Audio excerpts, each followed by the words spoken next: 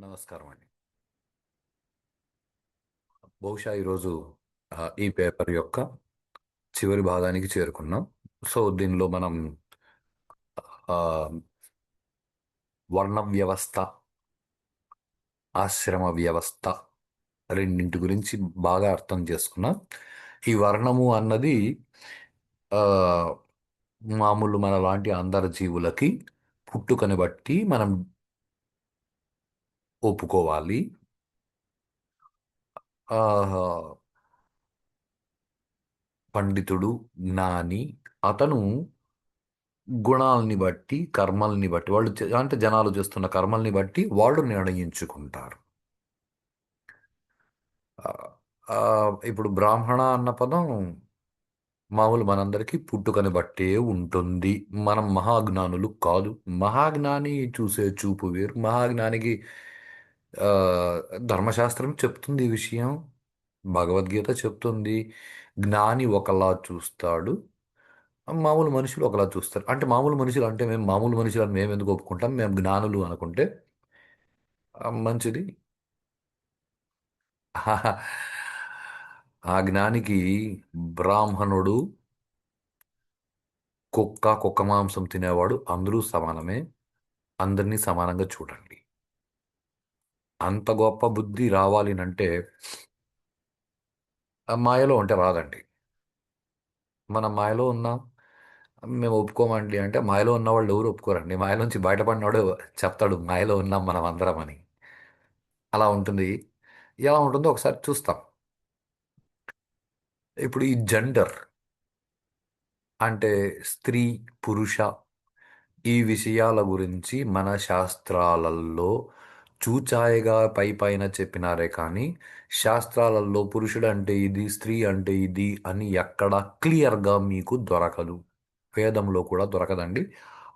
చూచాయగా చెప్పుంటారు. అంటే మీరు ఇలా అనుభవించి అర్థం చేసుకోవాలి తప్ప ఇది అని మేము డిక్లేర్ చేస్తున్నాము అని ఏ ఋషి కూడా మనకి డైరెక్ట్గా చెప్పలేదు.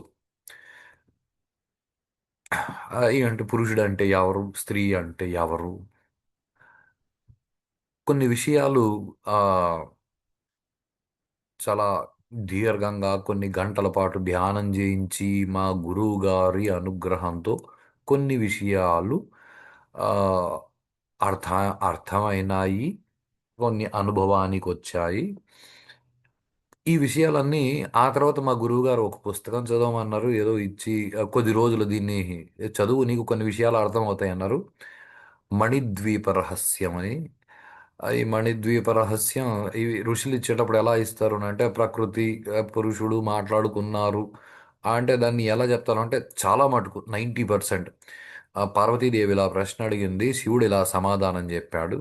అక్కడక్కడ కొన్ని చోట్ల లక్ష్మీదేవి అడిగింది, మహావిష్ణుమూర్తి, శ్రీమన్నారాయణమూర్తి ఇలా చెప్పాడు అని ఋషులు మనకి వాళ్ళిద్దరి మధ్య జరిగిన డిస్కషన్ని ఆ, ఏదో మనకి ఆ, ఇలాంటి పుస్తకాల ద్వారా అందజేస్తారు. ఈ మణిద్వీప రహస్యం నిజం చెప్పాలంటే మా గురువుగారు ఇచ్చిన వెంటనే ఈ పుస్తకాన్ని ఆ, నేను ఇమ్మీడియట్గా చదవలేదండి. దాదాపుగా మా గురువుగారు ఈ పుస్తకం ఇచ్చిన తర్వాత 12 సంవత్సరాల తర్వాత చదివానండి. ఇది ఉన్న విషయం. ఎందుకనంటే అంటే మరి 12 సంవత్సరాలు నేను ఎందుకు చదవలేదు? అంటే మ్, నా కేర్లెస్నెస్ కాదండి. మా గురువుగారికి తెలుసు నా బుద్ధి కుశలత ఇంకా అంత పెరగలేదు కాబట్టి ఆ పుస్తకం ఎత్తుకున్న ప్రతిసారి ఏదో పని వచ్చి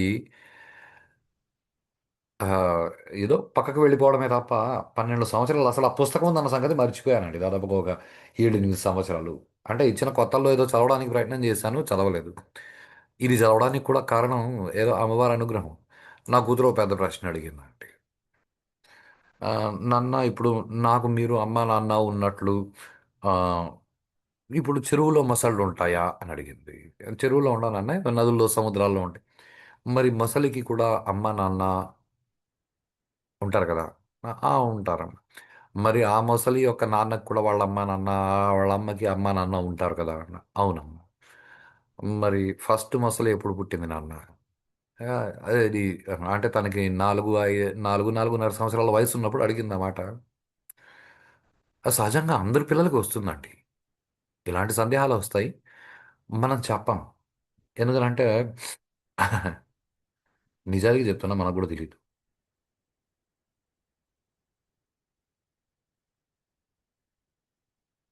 ఎందుకంటే మనకందరికీ మనం కోతుల నుంచి పుట్టినామని నేర్పించినారు.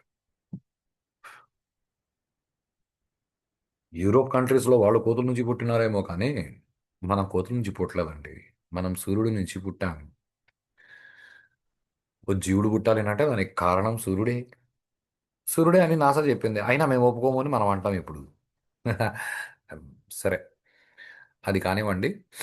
ఆ, ఆ ప్రశ్న అడిగినప్పుడు నాన్న, ఆ, అది నువ్వు కొంచెం పెద్ద అయినాక నీకు అర్థమవుతుంది నాన్న. అది అలా ఎందుకు అంటే ఎందుకు అని నేను కూడా చెప్పలేను అని నేను అన్నా. అన్న వెంటనే నా కూతురు ఓ పెద్ద ప్రశ్న అడిగింది. ఏ, ఏదో చెరువు పక్కన అలా నడుచుకుంటూ వెళ్తూ నేను వెళ్తూ ఉంటే అడిగింది, నాన్న మరి ముళ్ళ చెట్లగా ఎవరు పుడతారండి? నా కర్మ నాకేం తెలుసు ముళ్ళ చెట్లగా ఎవరు పుడతారు. ఆ, నాకు కూడా తెలియదు నాన్న, కనుక్కొని చెప్తాను అన్న. మీరు ఇంత పెద్దోళ్ళు అయినారు, మీకు అది కూడా తెలియదా అనింది. అంటే ప్రతి బిడ్డకి వాళ్ళ నాన్న చాలా పెద్దోడు, మా నాన్నకి అన్నీ తెలుసు అని ఒక ఫీలింగ్ ఉంటుంది. ఆ రోజు ఇంటికి వచ్చాను, కూర్చొని ఏదో కాఫీ తాగుతుంటే ఎందుకో కొన్ని పుస్తకాలు లోపల నుంచి తీసి అలా టేబుల్ మీద పెట్టిందండి మా ఆవిడ. లోపల ఏదో క్లీన్ చేస్తూ. నా అదృష్టం, ఆ ఈ పుస్తకం అన్నిటికంటే పైన ఉండండి. అప్పుడు కూడా నేనేం తీసి చదవలేదు. కిటికీలోంచి బాగా గాలి వస్తుంటే పుస్తకం ఎలా ఓపెన్ అయిందండి. పుస్తకం ఓపెన్ అయింది, ఏదో కొన్ని పేజీలు అలా ఎగురుతూ గాలి కదులుతూ ఉన్నాయి. అలా చాలా సహజంగా అలా చూశాను. చూస్తే ఆ పుస్తకంలో కుడివైపున పేజీ పైన ఒక జీవుడు ముండ్ల చెట్లుగా ఎప్పుడు పుడతాడు అని అక్కడ ఆ శివుడు పార్వతీదేవికి ఎక్స్ప్లెనేషన్ ఇస్తున్నాడు. ఒక్కసారిగా ఒళ్ళు జలదరించిందండి. పొద్దున్న నా కూతురుకు ప్రశ్న అడిగింది, నాకు సమాధానం తెలియదు. ఆ పుస్తకం సమాధానం ఇచ్చింది. అప్పుడు కూర్చొని ఆ పుస్తకాన్ని చదవడం మొదలుపెట్టానండి. దాదాపుగా ఆ, ఒక 10-15 రోజులు పట్టింది దాన్ని పూర్తిగా అర్థం చేసుకోవడానికి. అలా ఎందుకు అని అర్థం చేసా. చదవడం అయితే చాలా వేగంగా చదివేస్తాను నేను. ఆ పుస్తకం పూర్తిగా సీరియస్గా చదవాలి అంటే ఆ, ఒక 100-150 పేజీల పుస్తకం అయితే ఒక గంటలో చదివేస్తానండి. ఆ, తెలుగులో ఉంటే ఖచ్చితంగా ఒక గంటలో 100-150 పేజీలు చదివేస్తాను. ఆ, అలా చదవడం ఇంపార్టెంట్ కాదండి, దాన్ని అర్థం చేసుకొని అది చాలా ముఖ్యం. దాదాపుగా 10-15 రోజులు పట్టింది. ఆ తర్వాత 2-3 సార్లు చదివానండి ఆ పుస్తకాన్ని. ఆ 2-3 సార్లు చదివితే అప్పుడు అర్థమైంది. అప్పుడు కూర్చోబెట్టుకుని నా కూతురికి చెప్పినానండి. నాన్న, భగవద్గీతలో గుణత్రయ విభాగ యోగము అని ఉంది. దానిలో రజోగుణము, సత్వగుణము, ఆ, తామస గుణము, ఆ గుణాలకి అయ్యో, ఆ, గురువులు చెప్పేటప్పుడు చాలా గొప్పగా ఉంటుందండి. సత్వగుణము అని అంటే మనం ఏదో సాత్వికంగా ఉండాలి, భగవద్గీతలో అంతే చెప్పారండి. సాత్వికంగా ఉండాలి అని. మరి గురువుల దగ్గరికి వెళ్తే వాళ్ళు చాలా గొప్ప గొప్పగా చెప్తారండి. సత్పదార్థేన త్వం వ్యక్తీకరణం, ఇది సత్వగుణం. అంటే ఈ అసలైన నేను నేను అని ఏదైతే సత్పదార్థం లోపల ఉందో దానిగా నిన్ను నువ్వు వ్యక్తీకరించుకోవడం సత్వగుణం. అసలు వ్యక్తీకరించుకోవడం అంటే దానిగా ఉండిపోవడం, అది సత్వగుణం. మరి తామస గుణం అంటే అది రాక్షసులకు ఉంటుంది. ఓకే, అంటే ఒక స్థాయికి అవన్నీ సబబే, అవి తప్పని నేను అనట్లేదు. కానీ యోగ సాధన చేస్తూ పోతే తమ తమో గుణము తత్పదార్థేన మమకారత్వాత్, ఇది తమో గుణ. అంటే తత్ అంటే తత్పద అంటే సంస్కృతంలో తత్ అంటే అది అంటే నేను కానిది. ఇప్పుడు వేదంలో తత్వమసిలో తత్వ గురించి నేను చెప్పట్లేదండి. సో అంటే బయట ప్రపంచంలో ఏ వస్తువు కనిపించినా అది నాకు కావాలి, అది నాకు చెందాలి అనేందుకు చేసే ప్రయత్నం ఏదైతే ఉందో అది తమో గుణము. ఇక్కడ తత్వమసిలో తత్ అన్న స్థాయి గురించి నేను చెప్పట్లేదు. ఇలా గురువులు మాట్లాడితే దాని అర్థాలే మారిపోతాయండి. ఆ, అందుకే గురువులో మాట ఆ, వేదవాక్కు అని అంటారు. ఓకే, ఎనీహౌ, ఇప్పుడు మనం అర్థం చేసుకోవాల్సిన విషయం లింగం అంటే స్త్రీనా పురుషుడా. ఇది నా అనుభవం నాది. నాకు అనుభవాన్ని మా గురువుగారు ఎలా ఇచ్చారు అంటే, ఎప్పుడు కలిసి ఉంటే ఒక మాట అడిగారండి.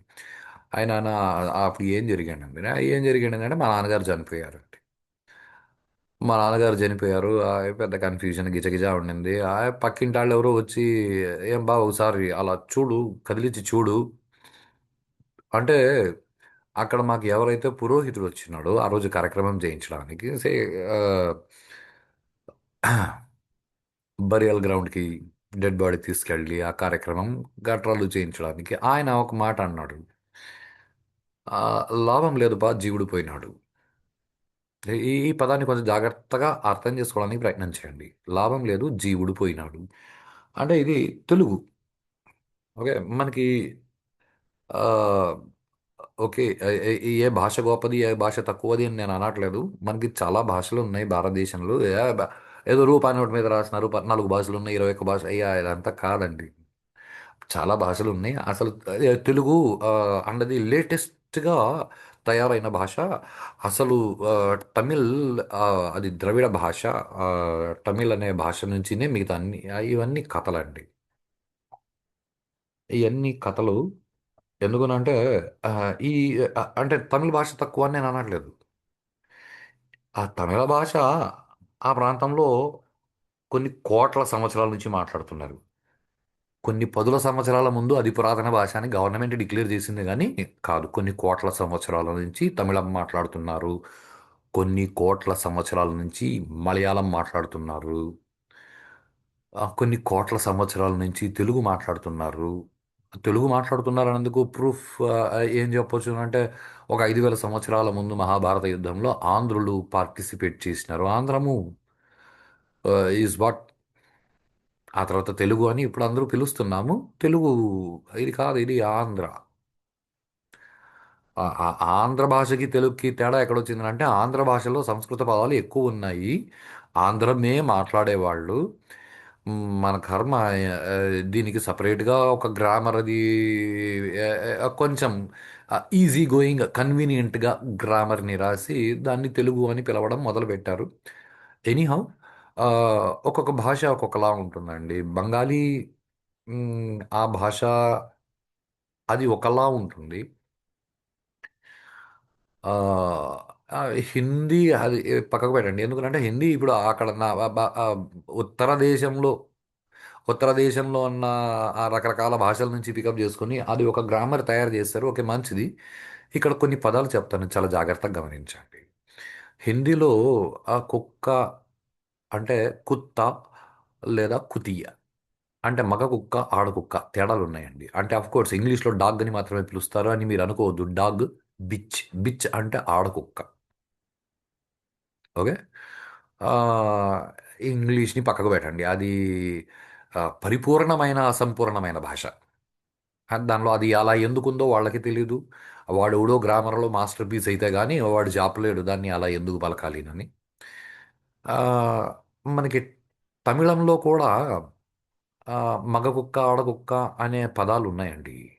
ఒక్క తెలుగులోనే కుక్క అని ఉంది. ఆడ కుక్క మగ కుక్కకి వేరే వేరే పదాలు లేవు. ఆడ కుక్క అయినా కుక్కే అంటాం, మగ కుక్క అయినా కుక్కే అంటాం. ఇది చాలా ముఖ్యమైన ఆ, భాషని అర్థం చేసుకోవాల్సిన పద్ధతి. ఏనుగు. ఓకే, ఆవు ఎద్దు పేర్లు వేరే ఉన్నాయి. ఆవు ఎద్దు దగ్గర మాత్రమే పేర్లు వేరే ఉన్నాయి. ఎలక, ఆడ ఎలక మగ ఎలక అని పేర్లు లేవు, సపరేట్ సపరేట్గా. మళ్ళీ ఆ, ఏనుగు దగ్గర సే గేదె, మహిషము దగ్గర మనకి ఓకే దున్నపోతు, ఆ, గేదె, రెండు తేడాలు ఉన్నాయి. మేకల దగ్గర కూడా తేడాలు ఉన్నాయి. కొంచెం జాగ్రత్తగా వీటిని గమనించండి. మేకల దగ్గర కూడా తేడాలు ఉన్నాయి. మేక, ఆ, మేకపోతు, గొర్రె, పొట్టేలు, ఇవి కాకుండా వేరే ఏ పక్షి దగ్గర ఏ జంతువు దగ్గర మనము ఆ, ఈ స్త్రీలింగం పుంలింగం తేడా ఉండదు. ఇది చాలా జాగ్రత్తగా గమనించండి. కుక్క దగ్గర లేదు, పిల్లి దగ్గర లేదు, ఎలక దగ్గర లేదు. ఈ మనకు ఏ జంతువు యొక్క పాలు మనము స్వీకరిస్తాము, మనము అంటే సామాన్యంగా అందరూ ఎనీహౌ మేకపాలు మంచిది కాదు. ఆహ్, మేకపాలు మంచిది కాదు అనంటే ఆహ్, బుద్ధి మందగిస్తుంది. ఎవరైనా చాలా ఓవర్ యాక్టివ్‌గా ఉన్నారంటే ఇప్పుడు మన సినిమా రైటర్లు ఇలాంటి మేకపాలు తాగిపిస్తే ఆటోమేటిక్‌గా కొంచెం శాంతపడతారండి. ఈ రాజకీయ నాయకులు ఎవరైతే లొడ లొడ వాగుతుంటారో వాళ్ళకి కూడా మేకపాలు పడితే చాలా మంచిది. ఎందుకనంటే మేకపాలు తాగితే బుద్ధి మందగిస్తది. ప్రశాంతంగా ఉంటారు కాసేపు. అంటే చిన్నప్పుడు భయపడతారండి. పెద్దోళ్ళు మీరు వింటున్న వాళ్ళు ఎవరైనా బహుశా 40, 50 సంవత్సరాల వాళ్ళుంటే మీ తాతల కాలంలో ఇది చాలా ఇంపార్టెంట్. మీ నాన్న వాళ్ళ కాలం, మీ తాతల కాలంలో ఈ పదాలు వాడేవాళ్ళు. వాడు ఎక్కువ అల్లరి చేస్తున్నాడు మేకపాలు పట్టు వాడికి. మేకపాలు తాగితే బుద్ధి మందగిస్తది అని. అబ్బా! నాకైతే చిన్నప్పుడు డౌట్ వచ్చేదండి. పాపం 'మోహన్ దాస్ కరమ్‌చంద్' గారు అక్కడికెళ్ళి ఆయనకేం దొరక్క పాపం మేకపాలు తాగి బతికారంటే బహుశా అందుకేనేమో కాస్త ఏమో మరి ఆయనకు అలా బుద్ధిజీవిగా ఎలా బతికాడు అని ఒక సందేహం వచ్చేది. బుద్ధి మందగించిందేమో అని ఒక సందేహం వచ్చేది. మనకెందుకులే వాళ్ళ గురించి. ఇలా ఏ జీవి పాలు మనిషి స్వీకరిస్తాడో, ఆ జీవి దగ్గర మాత్రమే స్త్రీలింగం, పుంలింగం తెలుగులో ఉన్నాయండి. మిగతా అన్ని జంతువుల దగ్గర అన్ని జంతువుల్ని మగ కుక్క వస్తే తమిళ్‌లో చెప్పేటప్పుడు కానీ, హిందీలో చెప్పేటప్పుడు కానీ, మిగతా దాదాపుగా అన్ని భాషల్లోనూ మగ కుక్క అయితే కుత్తా ఆయా హై, ఆడ కుక్క అయితే కుతియా ఆయి హై. తేడా ఉందండి. కానీ మన తెలుగులో అట్లాంటి తేడా లేదండి. ఆడ కుక్కొస్తే కుక్కొచ్చింది. మగ కుక్కొస్తే కుక్కొచ్చింది. ఇప్పుడు ఆవు, ఎద్దు దగ్గర మనం మాట్లాడినా ఇలాగే ఉంటాయండి. అక్కడ తేడాలైతే మనం పెట్టినాం పేర్లల్లో. ఆవు ఆడది, ఎద్దు మగది. కానీ ఎద్దు వచ్చింది అంటామే గానీ ఎద్దు వచ్చినాడు అని అనము. ఇవి మన తెలుగు భాష ఆంధ్రము నుంచి పుట్టినది. ఆంధ్రము సంస్కృతంలో ఒక భాగము. ఈవెన్ తమిళ్‌లో కూడా సాంస్క్రిట్ పదాలున్నాయి.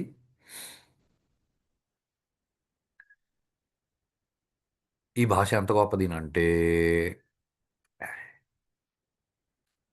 వేదాంతాన్ని మాట్లాడుకోవడానికి బాగా అనువైన భాష. వేదాంతాన్ని నేను వేదం గురించి మాట్లాడట్లేదండి. వేదాంతాన్ని అంటే జ్ఞానము గురించి చెప్పాలినంటే తెలుగు కంటే బాగా గొప్పగా చెప్పగలిగిన భాష బహుశా లేదేమో అని నాకనిపిస్తుందండి. ఎందుకనంటే ఏదో తెలుగు, హిందీ ఈ ఒక 2, 3 భాషలతో నేను తమిళం నాకంత గొప్పగా రాదు. మలయాళం రాదు. కన్నడ భాష కూడా నాకు రాదు.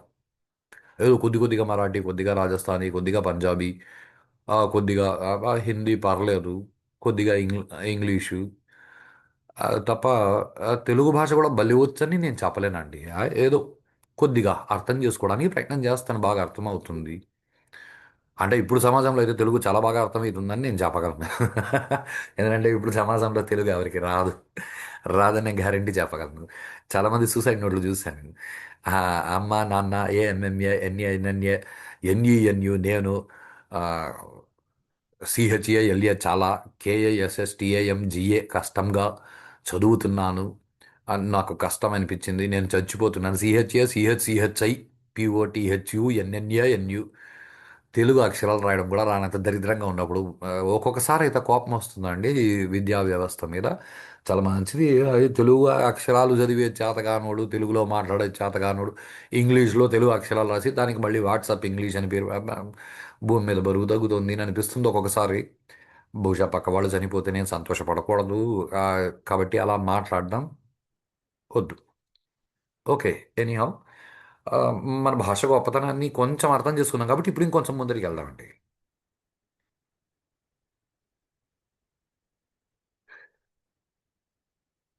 జీవుడు అన్నది తెలుగు భాషాపరంగా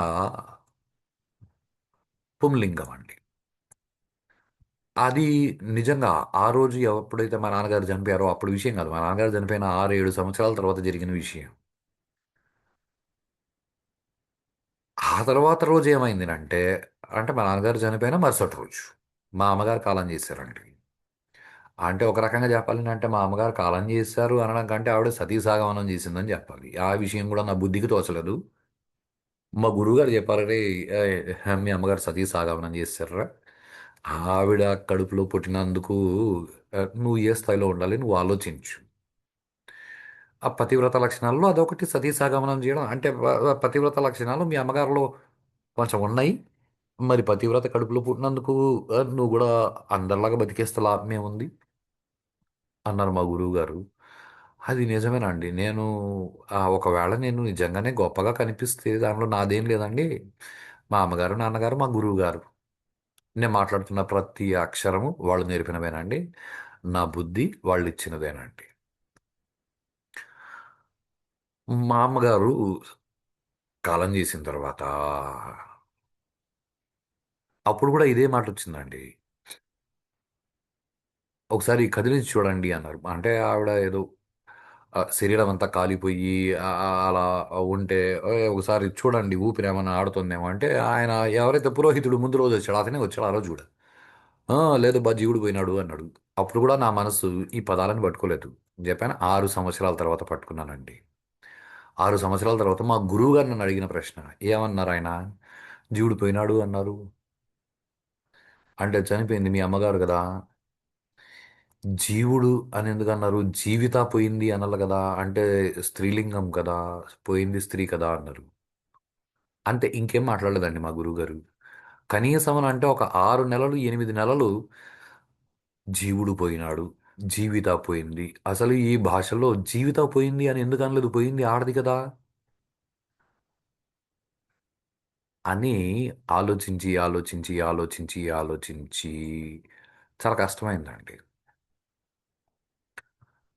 అప్పుడు ఏది ఇది ఆలోచిస్తూ ఉంటే అప్పుడు అంతకంటే కొన్ని సంవత్సరాల ముందు అంటే ఇది దాదాపుగా 2006 2007 ప్రాంతంలో జరిగిన విషయం. ఇది అంతకంటే ముందుటి విషయం. అంటే దాదాపుగా 93 94 ప్రాంతంలో జరిగిన విషయం అండి. ఏదో ఏదో చిన్న ఆపరేషన్కి ఆ, బోట్ వేసుకొని వెళ్ళి స్మగ్లర్స్ ఏదో బోట్లో వస్తున్నారు. ఆ, అక్కడ వెళ్ళి చెక్ చేయాలి. ఓకే, ఏదో ఎవరి పాటికి వాళ్ళు మా టీంలో ఉన్న 8 మందిలో కొంతమంది స్టెన్ గన్ తీసుకోవాల్సిన వాళ్ళు స్టెన్ గన్ తీసుకున్నారు. ఏదో 9mm కార్బై ప్రొఫెషనల్ పేర్లు మనకి ఎందుకు లేండి. ఆ గన్ తీసుకొని పోయినా అక్కడ ఏదో చిన్న ఇది జరిగింది. ఆడెవడో ఫైర్ చేశాడు, భుజానికి ఓ బుల్లెట్ తగిలింది. నా ఫ్రెండ్కి తొడకి ఒక బుల్లెట్ తగిలింది. ఓకే. అక్కడ వాళ్ళు దాదాపుగా ఒక 7 8 మంది వాళ్ళు శరీరం వదిలేశారు. అంటే మా వాళ్ళు మా టీం అంతా కలిపి ఆహ్, వాళ్ళని చంపేశాము. మేము వాళ్ళని చంపేసాము. మాలో ఇద్దరికి దెబ్బలు తగిలినాయి. ఒకటి నాకు తగిలింది భుజం మీద గాయం. అవి ఎక్కి షిప్‌కి వచ్చినాం. వచ్చిన వెంటనే షిప్‌లో మా మెడికల్ ఆఫీసర్ తెలుగాయనే ఉండేవాడండి. మా ఇండియన్ నేవల్ షిప్‌లో మెడికల్ ఆఫీసర్ తెలుగానే ఉండేవాడు. ఇది ఏదో పదం వాడతారండి సర్వీస్‌లో. చేరిన రోజు జవాన్ అని పిలుస్తారు. 60 ఏండ్లు వచ్చి వాడు రిటైర్ అయ్యేటప్పుడు కూడా జవాన్ అనే పిలుస్తారు. అంటే 60 ఏండ్లోడు కూడా జవానే సర్వీస్‌లో. ఓసారి ఆర్మ్డ్ ఫోర్సెస్‌లో చేరితే వాడు చచ్చేంత వరకు జవాన్. ఆయన తెలుగోడు కదా అని ఆయన తెలుగులో మాట్లాడాడు. జవాన్ చెయ్యి ఉందా పోయిందా అన్నాడు. అప్పుడు ఆయన అప్పుడు మాట్లాడినప్పుడు ఏదో జరిగిపోయింది జరిగిపోయింది. కానీ ఇది ఎప్పుడైతే జీవితాన్ని ఎందుకు అనలేదు? జీవుడని ఎందుకన్నాడు? అమ్మగారు చనిపోయినప్పుడు కూడా అనే ఆలోచన ఒక 6 నెలలు 8 నెలలు సాగిన తర్వాత అప్పుడు గుర్తొచ్చింది. అరే అప్పుడు ఆయన కూడా ఇదే మాట అన్నాడు కదా. అంటే నేను మగాడు కదా. నేను మగాడు కాబట్టి ఎస్ జవాన్, చెయ్యి ఉన్నాడా పోయినాడా అనాలి కానీ చెయ్యి ఉందా పోయిందా కదా అని ఆలోచించడం మొదలుపెట్టానండి. ఆ తర్వాత చాలా సులభంగా అర్థమైపోయిందండి. నేను మగాడు. నాకైతే అనిపిస్తుంది. మీ నాన్నగారు మగాడు. మీ నాన్నగారికి ముక్కు ఉన్నాడా? మీ నాన్నగారికి కాలు ఉన్నాడా? మీ నాన్నగారికి చెయ్యి ఉన్నాడా? మ్యా మనం తెలుగులో అలా మాట్లాడమండి. శరీరము స్త్రీలింగం. మీ నాన్న మగాడై ఉండొచ్చు. మీసం ఉంది కాబట్టి మీ నాన్న మగాడు కాబట్టి మీ నాన్నకు మీసం ఉంది అంటారు కానీ మీ నాన్నకు మీసం ఉన్నాడు అని ఎవరనరండి. మన భాష వేదాంత భాష అని అప్పుడు అర్థమైంది. అంతవరకు ఆ, తెలుగు. ఇంగ్లీష్లో అయితే స్టైల్గా అని అనుకునేవాడిని. అప్పుడు అర్థమైంది మన భాష గొప్పతనం ఏమి అని. అన్ని భాషలు, ప్రతి భాషలోనే ఇలాంటి గొప్పతనం ఏదో ఒకటి ఉంటుందండి. తమిళంలో దాని గొప్పతనం దాంది, కన్నడ దాని గొప్పతనం దాంది, బెంగాలీ దాని గొప్పతనం దాంది, తెలుగు దీని గొప్పతనం దీనిది అనే ఇప్పుడు ఆ, వీటిలో గొప్ప భాష ఏది? ఇది ఒక పనికి మాలనమాట అండి. ఎందుకంటే తమిళనాట ఆ, ఒక రాజు ఉండేవాడు.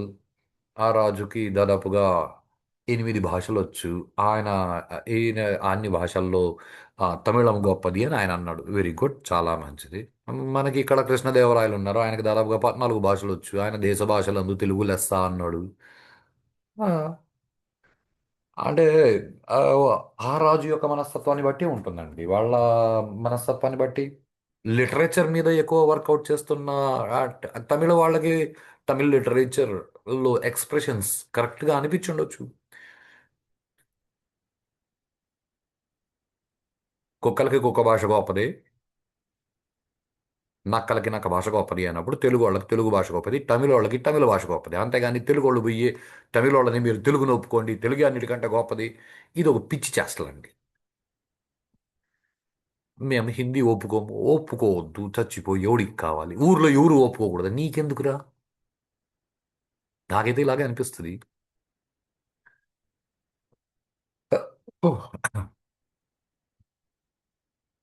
దానికి టిట్ ఫర్ టాట్. నార్త్ ఇండియాలో ఏం చేస్తున్నారు? తమిళ్ నేర్చుకునే వాళ్ళు నేర్చుకోండి, కాలేజీ సిలబస్లో పెడుతున్నాం. తెలుగు నేర్చుకునేవాడు ఇప్పుడు చదివినట్లు ఏ నార్త్ ఇండియన్లు తెలుగు తమిళ్ నేర్చుకోగా లేని, ఏ కాలేజీ సిలబస్లో పెట్టంగా లేని ఇప్పుడు ఇక్కడ హిందీ పెడితే నష్టమే. నేను హిందీని పొగడట్లేదండి. నన్ను అడిగితే హిందీ రాష్ట్ర భాష, దేశ భాష, ఈ పనికిమాలిన మాటలు, సంస్కృతాన్ని పెట్టండి, జనాలలో సంస్కారం పెరుగుతుంది. లేకపోతే దరిద్రం. ఏ భాషలో అయినా నోరు తెరిస్తే బాగున్నావా అని అడగడానికి రెండు బూతు పదాలు ముందు పెట్టి తర్వాత రెండు బూతు పదాలు పెట్టి దరిద్రంగా తయారైనారండి జనాలు. కుక్కల్లాగా వాగుతున్నారండి, మొరుగుతున్నారు. అది పోవాలి అంటే హిందీ నేషనల్ లాంగ్వేజ్ కాదండి, సంస్కృతం నేషనల్ లాంగ్వేజ్ పెట్టు చచ్చినట్లు. సంస్కృతంలో తిట్ల కోసమైనా సంస్కృతం నేర్చుకుంటారు, అప్పుడు వాళ్ళ మనసులు సంస్కరించబడతాయి. ఇది ఒక పెద్ద ప్రాబ్లం. సో ఆ, అప్పుడు అప్పుడు ఈ అన్ని ఆలోచనలు సాగి సాగి సాగి దాదాపుగా ఒక 2 సంవత్సరాల తర్వాత బుద్ధి కొంచెం స్థిరంగా ఉండడం మొదలుపెట్టిందండి. అప్పుడు ఆ, ఆల్మోస్ట్ భారతదేశంలో అన్ని భాషల్లోనూ శరీరానికి సంబంధించిన విషయాలు ఏవైతే ఉన్నాయి, ఇప్పుడు ఈవెన్ ఆ కుక్క నక్క అవి పక్కకు పెట్టండి, కుత్తా కుతియా హిందీలో కూడా. ఓకే, మగాడు డాక్టర్ దగ్గరికి పోయినా వాడు ఏదో న్యూట్రల్ జెండర్తో చెప్తాడు. కాలు ఉంది, మేరా పావు దుఖ్ రహా హై, మేరా హాత్ దుఖ్ రహా హై. జనరల్గా బాడీ పార్ట్స్, బాడీ, దానిని స్త్రీలింగంగానే చెప్పుకోవడం జరుగుతుంది. కొన్ని భాషల్లో ఆ, న్యూట్రల్ జెండర్గా చెప్తారు. అంటే స్త్రీ పురుష తేడా లేకుండా. కానీ అన్ని భాషల్లోనూ ఈ జీవ ఎవడైతే శరీరం వదిలేస్తాడో జీవుడు, అన్ని జీవుడనే మాస్కులిన్ జెండర్గానే చెప్తారు. ఇది భారతీయ సనాతన ధర్మం యొక్క గొప్పతనం. ఏ జీవుడైతే శరీరం వదిలేసిపోతాడో వాడు పురుషుడు. ఏ శరీరాన్ని వదిలేసిపోతాడో అది ప్రకృతిలో కలిసిపోతుంది. ఈ జీవుడు ప్రకృతిలో కలవడండి. పదాలు జాగ్రత్తగా వినండి. జీవుడు ప్రకృతిలో కలవడు. జీవుడు ప్రకృతిని వాడుకుంటాడు. సో ప్రారంధాన్ని బట్టి వాడు మగ శరీరంతో పుట్టొచ్చు లేదా ఆడ శరీరంతో పుట్టొచ్చు. అంతేకాని ఈ జీవుడు ఎవరైతే ఉన్నాడో వాడు పురుషుడు, శరీరము స్త్రీ. బయలాజికల్గా ఆడ మగ అన్నది శరీరాన్ని బట్టి ఉంటుందేమో కానీ బయాలజీని దాటి ఒక్క అడుగు నేను అనే వస్తువు వైపు తొంగి చూస్తే, నేను అనే వస్తువు ఏదైతే ఉందో అది పురుషుడు అని పురుష సూక్తం చెప్తుంది, భగవద్గీత చెప్తుంది. క్షేత్ర క్షేత్రజ్ఞ విభాగ యోగము. క్షేత్రము అంటే శరీరము, క్షేత్రజ్ఞుడు అంటే క్షేత్రం యొక్క జ్ఞానముని కలిగిన వాడు. ఇది నా శరీరము అన్న జ్ఞానము కలిగిన వాడు ఎవడు అంటే నేను అనే వస్తువు. సో శరీరము అన్నది ఫెమినిన్ ప్రిన్సిపల్, జీవుడు అన్నది మాస్కులిన్ ప్రిన్సిపల్. అంటే జీవుడు పురుషుడు, శరీరము స్త్రీ తత్వము. అంటే ఇప్పుడు మా అమ్మగారి లోంచి జీవుడు వెళ్ళిపోయినాడు. ఈ శరీరము ప్రకృతిలో కాల్చేశాము. మా నాన్నగారిలోంచి కూడా జీవుడు పోయినాడు. ఆయన శరీరాన్ని కూడా తీసుకెళ్ళి తగలెట్టేశాము. ఆ శరీరం భౌతిక కాయం ఉంది, డెడ్ బాడీ ఉంది అని అంటారు. నాకు కూడా చాలా సార్లు ఇది బుద్ధిలో నిలుపుకోవడానికి చాలా సాధన చేస్తున్నాను. నేను శరీరము కాదు, నేను జీవుడు. ఆ జీవుడి స్థాయిలో కనీసం ఉండడం మొదలు పెడితే ఆ జీవుడే పరబ్రహ్మం. ఎందుకున అంటే పరబ్రహ్మానికి జీవుడికి ఏం తేడా లేదండి. వైబ్రేషన్స్ లేకుండా నిశ్చలమైన సరస్సుగా ఉంటే ఆడు పరబ్రహ్మం. అలలున్న సరస్సుగా ఉంటే ఆడు జీవుడు. అంటే ముందు జన్మలో రాసి పెట్టుకున్నాం కదండి. దాన్ని కదా ఇప్పుడు మనం వ్యక్తీకరించుకుని అనుభవిస్తున్నాము. ఆ రాసుకోకపోతే నేనే పరబ్రహ్మం, రాసుకున్నాను కాబట్టి నేను జీవుడు. ఆ జీవుడు ఈ శరీరాన్ని వేసుకుని అనుభవిస్తున్నాడు కాబట్టి జాగ్రత్తగా వినండి. ఆ పరబ్రహ్మం ఆ స్త్రీ పురుష నపుంసక మూర్తియునుగాక అని శివుడి గురించి చెప్పినట్లు అది స్త్రీతత్వం కాదు, పురుషతత్వం కాదు, నపుంసకత్వం అసలు కాదు. ఏది? ఆ పరబ్రహ్మము అసలైన నేను అనే వస్తువు ఏదైతే ఉందో అది స్త్రీ కాదు, పురుషుడు కాదు. ముందు జన్మల్లో ఆ అసలైన నేను ముందు జన్మల్లో అనుభవించి నేను ఇలా చేస్తాను, నేను అలా చేస్తాను, నా కోసం నేను ఏంటివైతే రాసి పెట్టుకొని ఇప్పుడు ఈ కులంలో ఇక్కడ ఈ వర్ణంలో పుట్టి ఈ పనులు చేసుకుంటున్నానే వాడు జీవుడు. జీవుడు అంటే పరబ్రహ్మము ప్లస్ సంస్కారాలు. వాడు ఆ సంస్కారాల వల్ల ఆ సంస్కారాలని పూర్తి చేసుకోవడానికి శరీరాన్ని వేసుకొని, అంటే మనం చొక్కా వేసుకున్నట్లు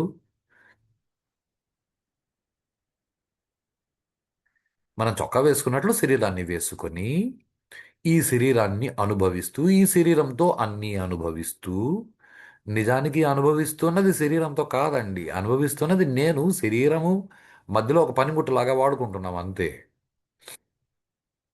శరీరానికి రుచి తెలియదు. నేను అనేవాడు లోపల ఉన్నంత వరకే శరీరానికి రుచి తెలుస్తుంది. అంటే రుచి చూస్తున్నవాడు లోపల ఉన్న నేను. నాలుక కాదు రుచి చూస్తున్నది. ఆ నేను అనేవాడు లోపల నుంచి పోతే ఈ నాలుక మీద పచ్చిమిరపకాయ నూరి పోసినా ఈ నాలుక తూ అని అనదు. లోపల నుంచి వాడు పోయిన తర్వాత నాలుకెందుకు తూ అంటుంది. దానికి రుచి తెలియదు. నాలుక ద్వారా రుచి నేను తెలుసుకుంటున్నా. ఆ తెలుసుకుంటున్న నేను ఈ శరీరాన్ని అనుభవిస్తున్నాను కాబట్టి అనుభవించదగినది ప్రకృతి. అంటే ఈ శరీరం ప్రకృతిలోంచి పుట్టింది, ప్రకృతిలో కలిసిపోతుంది. కాబట్టి ఈ శరీరము ప్రకృతి తత్వము, స్త్రీ తత్వము. అనుభవిస్తున్న నేను జీవుడు పురుష తత్వము. ఈ తత్వం అర్థం కానంత వరకు ఆడాళ్ళు మగాళ్ళు ఒకరికొకరు లైన్లు వేసుకుంటారండి. ఇది అర్థమైందనుకో ఎవరికి వాళ్ళు లైన్లు వేసుకుంటారండి. ఇంతే తేడా. మన బతుకి మనకు మనం లైన్ వేసుకోవడం ఎప్పుడు ఇప్పుడు ఆలోచించలేదండి. నేను నా శరీరం ద్వారా రుచి చూస్తున్నానని ఎంతమంది రుచి చూస్తున్నారండి? ఈ రుచి కోసం నేను చచ్చిపోతా, అది తినకపోతే చచ్చిపోతాను ఇంట్లో అలగడాలు అలవాటైనాయే తప్ప బతకడానికి తింటున్నామన్నది వదిలేసి రుచి కోసం తినడం మొదలుపెట్టాం. అలా తినకపోతే మన బతుకులు వేస్ట్ అని మాట్లాడే జనాలు ఎక్కువైనారండి.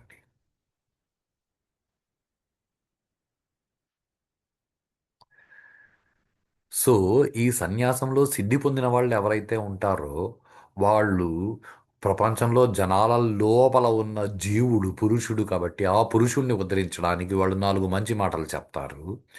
ఈ శరీరాలు ఎలాగూ రావణాసురుడు అన్ని వేల అన్ని లక్షల సంవత్సరాలు బతుకున్న శరీరం వాడిది పడింది. హిరణ్యకశిపుడు శరీరం పడిపోయింది. ఆయన్ని ప్రకృతిలో సంపాదించుకున్నావు, ప్రకృతిలో వదిలేయాలంతే. నేను చావను, అది కుదరదు. ఎందుకంటే నేను శరీరము నేను చావను అని అంటారు. అలా కాదు, నేను జీవుడు, నేను ఎలాగూ చచ్చే వస్తువు కాదు. అదేదో ఒక పాట ఉందండి మాకు. ఆ, చాలా సంవత్సరాల ముందు వాళ్ళు ఎవరు మంచి ఆ, ఆ, దేశభక్తి ఉన్న వాళ్ళు రాసిన పాట. ఆరంభ హై ప్రచండ్ అని ఒక పాట, హిందీ. ఏదో అర్జునుడు లాగా ఏకాగ్రతతో కొట్టు.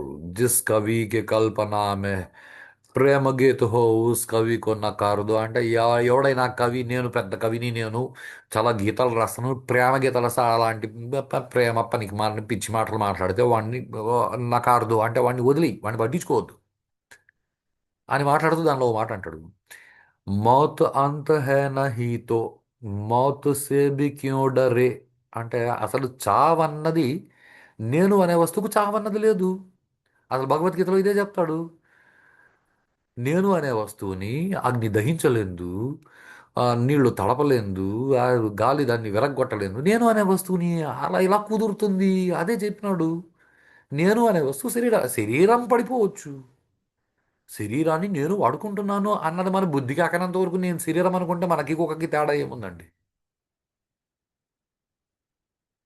అలా ఇప్పుడు కుక్కలోంచి కూడా జీవుడు పోతే కుక్కలోంచి కూడా జీవుడే పోతాడు కుక్క శరీరం మక్కొక్క చచ్చిపోయినా శరీరం ఆడదే శరీరం ప్రకృతికి సంబంధించింది దాన్ని మనం బుద్ధితో అలా అర్థం చేసుకుంటే ప్రకృతి స్త్రీతత్వము పురుషుడు అంటే నేను అనే వస్తువు కానీ అలా అర్థం చేసుకొని అలా బతకాలి అంటే మనల్ని సమాజం బతకనియదండి ఇది చాలా గొప్ప విషయం ఎందుకంటే ఇట్లా తిరిగి అట్లా తిరిగి మళ్ళీ సమాజం దగ్గరికి వచ్చాం సమాజం ఎందుకు బతకనిదు అంటే సమాజం అంతా మాయలో ఉంది మాయ అంటే ఒక్కొక్కరికి ఒక్కొక్కలా ఉంటుందండి మాయ అన్నది మాయ అంటే లేనిది ఉన్నట్లు కనిపించడం ఉన్నది లేనట్లు అనిపించడం ఉన్నది లేనట్లు అనిపించడం ఎందుకంటే మనకి రెండు పదాలు ఉన్నాయండి ఆ,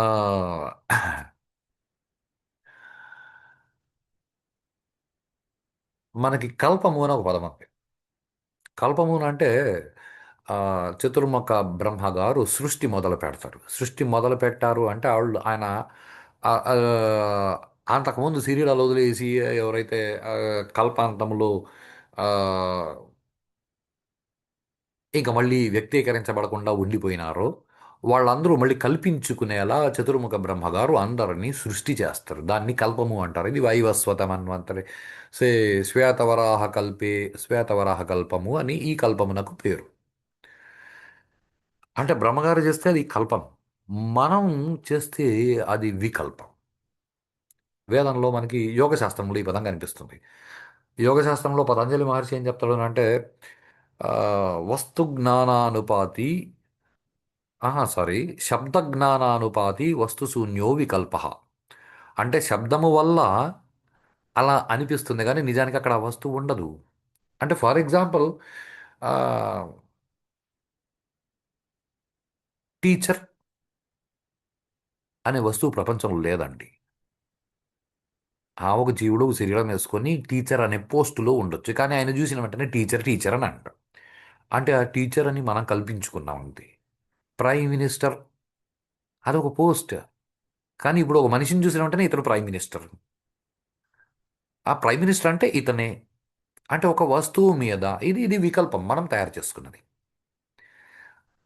కల్పం ఒక మనిషిగా జన్మనిచ్చినాడు మనిషిగా పుట్టినావు మనిషిగా కల్పించినాడు నువ్వు మనిషిగా బతుకు ఆ కుక్కగా కల్పిస్తే కుక్కగా బతుకు ఈ వికల్పం ఏదైతే ఉందో ఈ వికల్పానికి మనం బైండ్ అయిపోతామండి మనల్ని మనం కట్టేసుకుంటాం ఇదే వికల్పం ఏదైతే ఉందో వేద భాషలో వికల్పం అనే పదం ఏదైతే ఉందో దాన్నే వేదాంత భాషలో మాయా అని పిలుస్తారు ఓకే ఇప్పుడు ఈ మాయని భగవద్గీతలు కూడా చాలా గొప్పగా చెప్తాడండి కృష్ణ పరమాత్మ ఒక్క మొక్క మనకు అర్థం కాకుండా చెప్తాడు మమ మాయ దురత్యయ అని అంటాడు అంటే ఆ, నా మాయని ఎవరు దానిలోంచి బయటపడలేరు అని అంటాడు ఏదో ఒక పెద్ద స్టేట్మెంట్ నా మాయలోంచి ఎవరు బయటపడలేరు అంటే కృష్ణుడే అందరినీ మాయలో పెట్టి అని కూడా మాట్లాడతారు ఓకే మంచిది ఆ, దీన్ని వేదాంతులు ఏం మాట్లాడతారు అంటే కృష్ణుడు చెప్పింది కరెక్టే కృష్ణుడి మాయలో కాదు ఉండేది అసలు అందరిలో నేను అనే వస్తువుగా ఉన్నవాడిని మేము కృష్ణ అని పిలుస్తున్నాము నా మాయలోంచి మమ మాయ నేను అనే మాయలోంచి నాది అనే మాయలోంచి బయటపడలేవు అంటే ఇప్పుడు నువ్వేదైతే నేను నాది నేను అని అనుకుంటున్నావో ఆ నేను అని ఏదైతే నిన్ను నువ్వు క్రియేట్ చేసుకుంటున్నావో లేని నిన్ను నువ్వు క్రియేట్ చేసుకుంటున్నావే అది మాయ లేని నిన్ను నువ్వు క్రియేట్ చేసుకుంటున్నావే, అది మాయ. దానిలోంచి నువ్వు బయటపడలేవు, ఎందుకంటే నువ్వే క్రియేట్ చేసుకున్నావు. నీ నెత్తిన నువ్వే చల్లుకున్నావు. లేకపోతే నిజం చెప్పాలి అంటే నువ్వు పరబ్రహ్మం. అహం బ్రహ్మాస్మి, నేను అనే పదార్థం ఏదైతే ఉందో అదే పరబ్రహ్మము. తత్వత్వం అసి, ఆ నేను అనే పదార్థం ఏదైతే ఉందో అదే నువ్వు. కాదు కాదు, నేను సో అండ్ సోని, నేను సో అండ్ సోకు పుట్టినాను, రజనీక, నేను రజనీ. అసలు దీనికి రజనీకాంత్ అని పేరు పెట్టకముందు కూడా దాదాపుగా కొన్ని నెలలు ఇది అలాగే ఉండింది. కొన్ని నెలలు ఉన్న తర్వాత దీనికి రజనీకాంత్ అని పేరు పెట్టారండి. మీ ఇంట్లో కూడా అంతే. మీ అందరికీ మీరు పేర్లు పెట్టుకొని పుట్టలేదండి. మీరు పుట్టిన తర్వాత కొన్ని రోజులకు పేర్లు పెట్టారు. అంటే పేరు పెట్టినంత వరకు మీరు బతికిలేరా? మీ కర్మ, మీ పేరు మీరు అలవాటు పడడానికి 2 3 సంవత్సరాలు కష్టపడ్డారు. ఆ విషయం మీరు మర్చిపోయారు. మీకు పేరు పెట్టిన తర్వాత మీ పేరుకి మీరు అలవాటు పడడానికి కొన్ని నెలల పాటు కష్టపడ్డారు. మిమ్మల్ని ఎందుకంటే మీ పేరు కంటూ కూడా చింటూ పింటూ ఇలాంటి పనికిమాలని పేర్లతో పిలవడం మీకు చిన్నప్పుడు బాగా అలవాటు చేసి ఉంటారు. ఆడు మిమ్మల్ని మీ పూర్తి పేరుతో ఎవరు పిలవరు. సగం సగం పేరుతో పిలుస్తారు. సగం పేరుతో కూడా పూర్తిగా పిలుస్తారంటే పిలవరు. కుక్కల్ని పిలిచినట్లు జిమ్మే టామీ అన్నట్లు, చింటూ పింటూ, ముద్దు పేర్లు మంచిది. అదేం తప్పని నేను అనట్లేదు. కాబట్టి మీరు మీ పేరుకి అలవాటు పడ్డారు అన్నది మాత్రమే ఇక్కడ కాన్సెప్ట్. ఏ పేరుకు అలవాటు పడితే ఏముంది, ఏ పేరు పెడితే దానికి అలవాటు పడ్డారు. అలవాటు పడ్డ తర్వాత అదే మీరు అని మీరు డిసైడ్ అయిపోయినారు. మీరు అనుకున్నారే కానీ పేరు లేకుండా మీరు లేరా? ఉన్నారు కదా. ఇది చాలా పెద్ద విషయం అండి. ఇవన్నీ మాటలతో చెప్తే అర్థం కావండి. ఎవరికి వాళ్ళు కూర్చుని ఆలోచించాలి. ఈ ఆలోచించేందుకు మీకు టైం లేదండి. మీకే కాదు, నాకు కూడా టైం లేదు. నేను చాలా బిజీగా ఉన్నాను. కాబట్టే పిచ్చాడి లెక్కన పగలు రాత్రి చూడకుండా ఎప్పుడు అవకాశం దొరికితే అప్పుడు కూర్చొని నన్ను నేను కెలుక్కుంటూ ఆలోచించుకుంటూ జీవితం గడుపుతున్నానండి. మీరు కూడా పక్కన వాళ్ళని కెలకడం ఆపేసి మిమ్మల్ని మీరు కెలుక్కోవడం మొదలు పెట్టండి. మీకు మీరెవరో తెలుస్తుంది. అది మహాజ్ఞానం అండి. వేదం అంతా చదివినా అర్థమయ్యే జ్ఞానం. రమణ మహర్షి గారు ఒక మాటలో చెప్పారు, నిన్ను నువ్వు తెలుసుకో. తనని తాను తెలుసుకుంటే అంతకంటే ఇంకేం లేదు వేదంలో. ఆ, సరే. దీనిని బ్రహ్మవాది అంటే వేదాంతము బాగా పండినవాడు, సెల్ఫ్ రియలైజ్డ్ పర్సన్ అంటే రమణ మహర్షి లాంటి వాడు, ఆది శంకరాచార్యులు వంటి వాడు. వాళ్ళు ఏం చెప్తారు అంటే మాయ అన్న పదానికి ఆది శంకరాచార్యులు చెప్పిన డెఫినేషన్ అండి. మాయ సా యా మా, అంటే మాయ అంటే అసలు అట్లాంటి వస్తువే లేదు భూమి మీద. సృష్టిలో మాయ అన్న వస్తువే లేదు. భగవంతుడే అన్నిటిగా తాండవం చేస్తున్నాడు. ఆ, మీరు ఆ విషయం మర్చిపోయి మేము మాయలో ఉన్నామని మీరు అనుకుంటే ఓకే అనుకోండి, అది మీ కర్మ అని అన్నారు. సే అసలు మాయ అన్నది లేదు. లేనిది ఉన్నట్లు మనం ఊహించుకుంటున్నాము. ఎలా అంటే నేను మనిషినని మీరు ఊహించుకుంటున్నారు కదా. మీరు మనిషి కాదు, మీరు జీవుడు. కుక్కలో జీవుడు ఉన్నట్లు ఆ శరీరం, మనిషి శరీరంలో జీవుడుగా మీరున్నారు. దాన్ని దాటిపోతే అసలు ఒక్కగా నక్కగా పిల్లిగా నువ్వుగా నేనుగా ఉన్నదంతా నేను అనే ఒకే ఒక వస్తువు, ఆ నేను అనే వస్తువే అది బ్రహ్మ. పరబ్రహ్మ స్వరూపం, చతుర్ముఖ బ్రహ్మగా. ఓకే. మనము ఈ సుఖాలు దుఃఖాలు ఈ వీటి కోసం మనం బతుకుతున్నామే కానీ నేను అనే వస్తువు గురించి ఎవరు బతుకుతున్నారండి? వీటి కోసం మనం ఎందుకు బతుకుతున్నాం అంటే ముందు జన్మలో రాసి పెట్టుకున్నాం కదండి. ఈ జన్మలో కూడా రాసి పెట్టుకుంటున్నామండి. వచ్చే జన్మలో కూడా మళ్ళీ పుట్టి ఇవన్నీ అనుభవించాల్సి ఉంటుంది. అసలు ఈ మాయ అన్నది అసలు ఇది లేకపోతే బాగుంటుంది కదా అంటే మన కర్మ అండి. లేకపోతే బాగుంటుందని మనం అనుకుంటామే కానీ యజుర్వేదంలో శ్రీరుద్రం అని ఉందండి. రుద్రాభిషేకం చేస్తారు కదండి శివుడికి. రుద్రాభిషేకం చేసేటప్పుడు దానిలో ఆ, ఏదో దాన్ని అనువాకము అని అంటారు, చాప్టర్స్ అనుకోండి. ఇదైతే మనకు చాప్టర్ అంటే అర్థమవుతుంది. దానిలో 8th చాప్టర్ రుద్రాధ్యాయం. దానిలో మళ్ళీ మధ్యలో కొన్ని పదాలు వస్తాయండి. నమ శంభవే చ మయోభవే చ నమ శంకరాయ చ మయస్కరాయ చ నమ శివాయ చ శివతరాయ చ నమ శివాయ చ. ఇది మంత్రం అండి. ఈ నమ శివాయ మంత్రం వేదంలో ఇక్కడ వచ్చిందండి. మీ వాళ్ళు ఎవరు కల్పించలేదండి. సృష్టి ఆగిపోయినా ఈ పేర్లు అలాగే ఉంటాయండి. ఎందుకంటే తర్వాత మళ్ళీ కల్పం మొదలవుతుంది కదా. ఏదో మయూర కల్పం అయిపోయింది, లక్ష్మీ కల్పం అయిపోయింది, ఆ తర్వాత మయూర కల్పం వచ్చింది, మయూర కల్పం అయిపోయింది, ఆ తర్వాత ఆ, శ్వేత వరాహకల్పం వచ్చింది. ఈ కల్పమే వెనక మళ్ళీ ఇంకో ఏదో XYZ కల్పాలు వస్తుంది. మనకి ఎందుకు? మన కర్మ. నేననే వస్తువు మనకు అర్థం కదా, మన కల్పాలు వికల్పాలు అన్ని మన బుర్రకి ఎక్కవండి, ఎందుకంటే మన బుర్ర is very busy in history. మన బుర్ర is very busy in history. ఎవడేం చెప్పినాడు, ఎవడేం చేసినాడు, ఎవడేం చేస్తే నువ్వేం చేసినావు. మేము గాంధీ, నువ్వు ఓకే మంచి, నువ్వు గాంధీవాది, గాంధీ పద్ధతులు నువ్వు పోతానంటావు పో. నన్ను ఎందుకు లాకపోతావు. నాకు సిగరెట్లు అలవాటు ఉంది కాబట్టి మీరు కూడా సిగరెట్లు తాగండి అని నేను అంటే అసహ్యంగా ఉంటుంది. చాలా సింపుల్ స్టేట్మెంట్.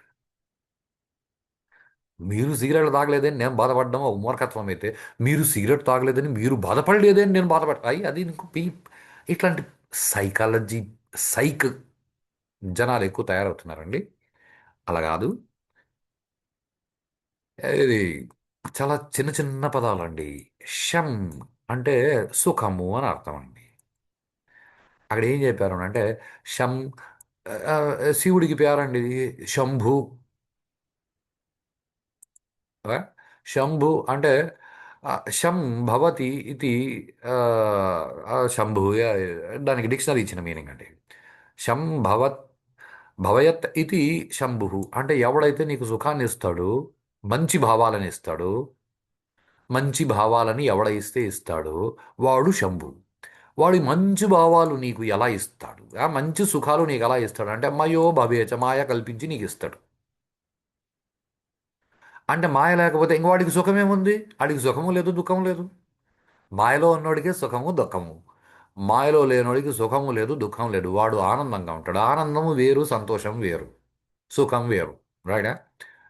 అలాగే ఆయన శంకరాయ చ మయస్కరాయ చ, ఆయన శం కరోతి ఇది శంకర అంటే మీకు సుఖాన్ని చేయించేవాడు, మీకు సుఖాన్ని కలిగించేవాడు, ఇది మంచి భావాలు ఇచ్చేవాడు. ఎలా ఇస్తాడు, మాయలో నీకు మంచి భావాలు ఇస్తాడు. మాయ లేకపోతే నీకు ఏం భావాలు ఉండవు.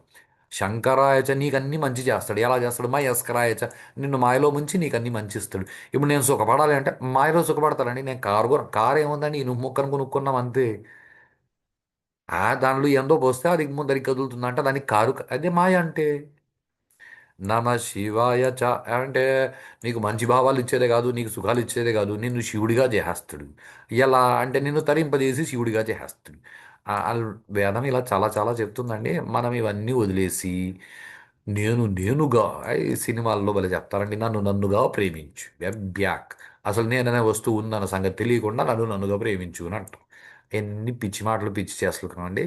వీటిని వదిలేసి మనల్ని మనం అర్థం చేసుకోవాలి. ఈ రుద్రం ఏదైతే ఉందో, ఇది మనం మనం గుళ్ళకు పోయి ఏదో నీళ్లు పోసేస్తా, ఆ రాయి మీద నీళ్లు పోసేస్తా, మీరు ఆ పాలు పోసేస్తా, దానికంటే పేదలకి బియాకి ఇట్లాంటివి దండిగా వచ్చేసినాయండి పనికి మాలని పదాలు. సింపుల్ స్టేట్మెంట్ అండి. ఆ సినిమా రైటర్కి లోపల రాయి కనిపించింది, బయట పాపం బిచ్చగాడు కనిపించాడు. నాకైతే లోపల రాయిలో శివుడు కనిపిస్తాడు, బయట బిచ్చగాళ్ళు వాడు ముందు జన్మలు చేసుకున్న పాపం కనిపిస్తుంది. దృష్టికోణం మారుతుందండి. వాడి దృష్టికోణంలో మనం చూడాలని లేదు. ఇదే మాయ. మనకు అట్లాంటివి లేకపోయినా కూడా వాడు చెప్పినాడు కాబట్టి అవును కదా అని మనం అనుకుంటామే, ఇదే మాయ. ఎనీహౌ, మనమంతా ఈ విషయైక ప్రపంచంలో ఉన్నాము. ఇంగ్లీష్లో చెప్తే కాన్సెప్చువల్ వరల్డ్. దాన్నే మాయా అని అంటారు. దీని నుంచి మనం బయటపడాలి అంటే మహాజ్ఞానులు చెప్పిన విషయాలని మనం పాటించాలి. ఇప్పుడు నేను ఏవైతే చెప్పినానో వీటన్నిటికీ కంక్లూజన్ స్టేట్మెంట్. ఇక్కడ ఒక మాట అన్నాను కదండి, శంకర. శంకర అంటే శం కరోతి ఇది శంకర. కానీ నాకు అనిపిస్తుందండి, శంకర అంటే శం కరోతి ఇది శంకర కాదు, శంకాన్ హరతి ఇది శంకర. అంటే నాకేవైతే అనుమానాలు ఉన్నాయో, శంక అంటే అనుమానము, సందేహము, ఈ శంకలని హరతి, ఈ శంకలని తీసేసేవాడు ఎవడైతే ఉన్నాడో వాడు శంకర. అంటే నాకు శంకరుడు మా గురువు గారండి. ఇప్పుడు నేను చెప్పిన మాటలన్నీ మా గురువు గారు నాకు నేర్పినవండి. అసలు శంకర అంటే శంకాన హరతి ఇది శంకర అని నాకు అనిపించేలా కూడా మా గురువు గారు చేశారు. ఇలాగే మీరు కూడా ఇలాంటి గురు శిష్య పరంపర ఏదైతే భారతదేశపు జ్ఞానశాస్త్రము విజ్ఞాన శాస్త్రము ఉన్నాయో వాటి ద్వారా మీరు కూడా పొంది, మీరు కూడా ప్రపంచంలో హాయిగా సంతోషంగా జీవించి అందరూ మోక్షం పొందండి అని నేను అనట్లేదు. ఎవరి పద్ధతులు వాళ్ళవి. సంతోషంగా బతకాలని మాత్రం ఉంది కదా! అలా సంతోషంగా బతకండి. సుఖంగా జీవించండి. ఇప్పుడు ఏవో కష్టాలొచ్చుండొచ్చు. ముందు జన్మలో ఏవో మనం జేసుకున్నవి మనం ఇప్పుడు అనుభవిస్తున్నాం. కనీసం వచ్చే జన్మలో అయినా సుఖాలు అనుభవించాలంటే ఈ జన్మలో పాపాలు చేయకుండా బతికితే చాలండి. అంతేనండి. ఈ పేపర్ ఇక్కడికి ఆగిపోయింది. మళ్ళీ ఒకటి 2 రోజుల తర్వాత మా గురువుగారు ఏ ఆదేశం ఇస్తే ఆ విషయాలని పట్టుకొని మళ్ళీ యూట్యూబ్‌లోకొస్తాను. ఇవన్నీ నేనేదో మీరు లైక్‌లు కొట్టండి, మీరు 10 మందికి స్ప్రెడ్ చేయండి, సబ్స్క్రైబ్ చేయండి. అయన్నీ ఏం లేదండి. ఎవ్వరికి ఎలా అనిపిస్తే అలా వినాలనిపిస్తే వినండి, వద్దనిపిస్తే వదిలేయండి. నేను 10 మందితో పంచుకోవడానికి చెప్పట్లేదు. ప్రకృతిలో చాలా ఉన్నాయండి. ఎవరికేం దొరకాలో వాళ్ళకది దొరుకుతుందండి. వాళ్ళు చేసుకున్న ప్రారంధాన్ని బట్టి. ఇప్పుడు ఈ వీడియోని 10 మంది చూడాలని నేను అనుకోవట్లేదు. ఆహ్, ఓకే. నలుగురు చూసినారు మంచిది. ఎందుకనంటే మా గురువుగారి దగ్గరికెళ్ళి, "అయ్యా నేను ఇలా జరుగుతోంది. నేను ఇలా చేస్తుంటే జనాలు ఒప్పుకోవట్లేదు. అసలు నేను ఒక మంచి మాట అని చెప్తే నలుగురు కూర్చున్నారండి వినడానికి. దాదాపుగా 50, 60 మంది కూర్చొని ఎంతో కబుర్లు చెప్పుకుంటున్నారు. ఒక మంచి మాట అని నేను ఏదో పెళ్లి జరుగుతోంది. అమ్మ అమ్మాయే నువ్వు ఆడదానివి కదమ్మా! నువ్వు భర్త చెప్పిన మాట వినాలి. నువ్వు భర్తకి" మేము నలుగురు మిగిలినారండి. మిగతా వాళ్ళు వెళ్ళిపోయినారు. ఏమనంటే పురుషాధిక్య ప్రపంచం అని ఒకరు కామెంట్ చేసిరారు. ఎవరి కర్మలు వాళ్ళవి. వాళ్ళకి తెలియని విషయం ఏమంటే ఆ తర్వాత ఆ అబ్బాయిని కూర్చోబెట్టుకొని నేను చెప్పాను, నాన్న భార్య అంటే నువ్వు తక్కువ అంచనా వేయద్దు. అసలు కుటుంబం కుటుంబం మొత్తాన్ని కెలికేయగలదు. కావాలనుకుంటే విడిపోయిన అందరినీ కూడా కలిపేయగలదు. ఆహ్, అంటే ఆడు సాఫ్ట్‌వేర్ ఇంజినీర్ కాబట్టి ఆడికి ఆహ్, ఆడదేనంటే అమ్మ, నాన్న మనకి ఇంగ్లీష్‌లో కూడా ఏమీ దొరక్క టెక్నాలజీ పెరిగింది అని నువ్వు అంటావు గానీ, అన్నీ తీసుకొచ్చి కనెక్ట్ చేసే బోర్డ్ ఏదైతే ఉందో దాన్ని మదర్ బోర్డ్ అని అంటారు. కాబట్టి ఆడాడని చాలా మనం గౌరవించి చూసుకోవాలి. నువ్వే నీ భార్యకి సెక్యూరిటీ. నువ్వే నీ భార్యని సంతోషపెట్టు. ఈ మాటలని ఎవరు వినలేదండి. ఎందుకనంటే మొదటే డిసైడ్ అయిపోయినారు. ఈ పురుషాధిక్య ప్రపంచము అని. ఇట్లాంటి పిచ్చి చేష్టలు చేస్తారండి.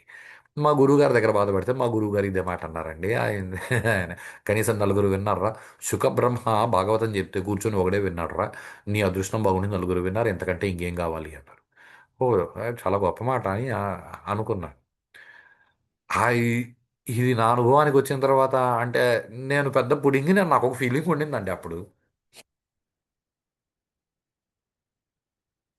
నిజంగా నేను పెద్ద పుడింగిని. నేను ధ్యానంలో కూర్చొని నాకు భూత భవిష్యత్ వర్తమానం అన్నీ వస్తాయండి. ఏదైనా ఒక చిన్న సిద్ధి వచ్చిందనంటే మనిషిలో అహంకారం చాలా పెరిగిపోతుందండి. అది చాలా జాగ్రత్త పడాల్సిన విషయం. నేను అదృష్టవంతుడు ఏమనంటే మా గురువుగారి పాదాలు పట్టుకున్నాను. మా గురువుగారు నన్ను సరైన దారిలో నడిపిస్తూ ఉన్నారు. ఒకవేళ తప్పు దారిలో నేను పోయినా మా గురువుగారు సరిదిద్దుతారు. సరిదిద్దకపోతే మా గురువుగారు నన్ను శిక్షించైనా సరే సరైన దారిలో పెడతారు. నాకేం దాని గురించి ఆలోచనలు లేవు. కానీ ఇదే మాట ఆహ్, చాగంటి కోటేశ్వరరావు గారు కూడా ఇదే మాట అన్నారండి. ఏదో నేను ప్రవచనం చెప్తుంటే 10 మంది కూర్చొని వింటే, ఆయన వాళ్ళ గురువుగారి దగ్గరికెళ్లారంట. వాళ్ళ గురువుగారు నవ్వి ఇదే మాట అన్నారంటండి. అంటే గురువులు చాగంటి కోటేశ్వరరావు గారి గురువు కానీ, మా గురువు గారు కానీ, మీ గురువు గాని ఎవరి గురువు గాని, గురువు అంటే ఎప్పుడు అలాగే ఆలోచిస్తారండి. మనం ఇలా రూపాలతో చూసి ఆయన గురువు, మా గురువు అనుకుంటున్నాం. గురువు అంటే అదొక శివుడు గురువుగా వస్తాడండి. అహా! లేదండి. మేము వైష్ణవ ధర్మంలో ఉన్నాం. అసలు ఏం ములాజా లేదండి. మహావిష్ణువే గురువుగా వస్తాడండి. మేము శాక్తేయమండి.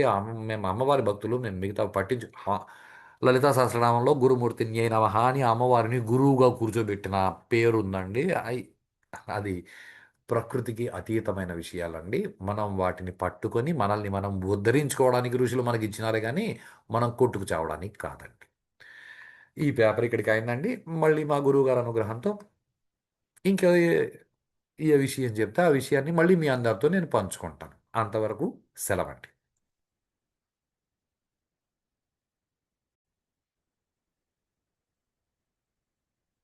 ఇదంతా బానే ఉంది కానీ, నేను చెప్పిన ఈ లింగ భేదాలు, స్త్రీలింగం, పుంలింగం వీటి మధ్య తేడాలు ఇవన్నీ బానే ఉన్నాయి. వీటికి ఇంకా ఏవైనా ప్రూఫ్స్ ఉన్నాయా అంటే ఆహ్, ఇది ఒక చాలా గొప్ప ప్రూఫ్ అండి. ఇది భారతదేశపు సనాతన ధర్మంలో తప్ప ఇంకెక్కడ కారణాలు కనిపించవండి. ఇప్పుడు నేను ఏవైతే చెప్పినానో ఇవన్నీ కారణాలండి.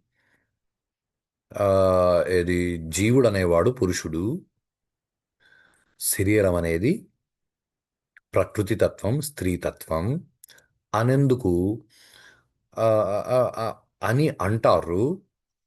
అలా అంటారు కాబట్టి ఏ జీవుడైనా కానీ శరీరం వదిలేస్తే శరీరం ఇక్కడ తగలడిపోతుంది. శరీరం వదిలి ఏదైతే పోతుందో అది జీవుడు, అది పురుషతత్వము. ఈ పురుషుడు, ఈ జీవుడు ఆ ఈ శరీరాన్ని ఇక్కడ వదిలేసినాడు. మరి ఈ జీవుడు శరీరం వదిలేసిన తర్వాత ఎక్కడికి వెళ్తాడు అంటే వెళ్తే ఏదో స్వర్గానికో నరకానికో వెళ్తాడు. స్వర్గానికో నరకానికో వెళ్తే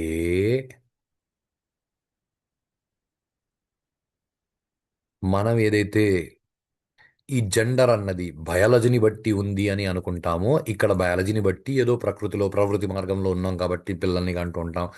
స్త్రీ శరీరం ఉన్న వాళ్ళందరూ స్త్రీలని, పురుష శరీరం ఉన్నోళ్ళందరూ పురుషులని మనం అనుకుంటామే కానీ అలా కాదు.